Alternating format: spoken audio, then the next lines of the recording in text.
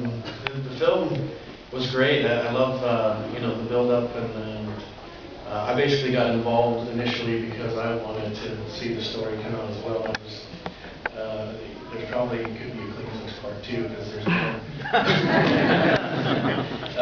But you know, being in a trying to do something you feel is right, and helping friends and neighbors and things like that, it was very rewarding. And you know, I felt like, as I said in the movie, you can't break the law and consider yourself a moral person and try to live some higher law in part of your life and not other parts. It's all or none for me. Jill, let me ask you a similar question. When you watch the movie, what are the things you take away from it? Well, you know, I live there. And it was a big shock for me when I moved to Utah in 1999. I got a job there, and I didn't know what a Mormon was. You know, I heard of them, and then I heard some stories, but I didn't believe them. And it was difficult for me, actually, because I'm a media studies professor, and I love pop culture. And the first time I tried to show a movie in my class, first of all, I gave this same little statement that I always give at all the other universities I ever taught at, which is that if you don't want to watch this movie, you don't have to. You could just leave. And I never had anyone actually take me up on it before.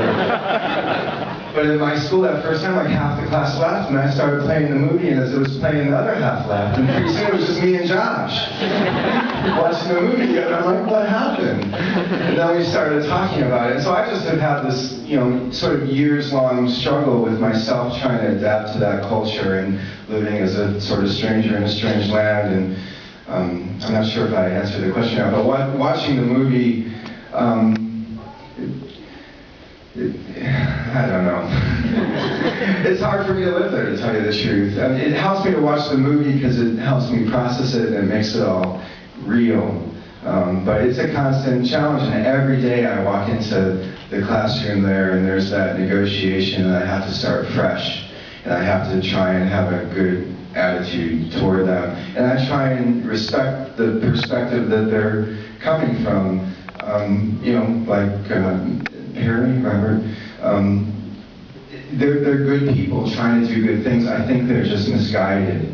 And I hope that this movie will help shed some light on their thinking and their theories of communication. And the truth is, things are changing there. The students are different there now than they were even a few years ago, and I hope that this movie will help that process of self-reflection.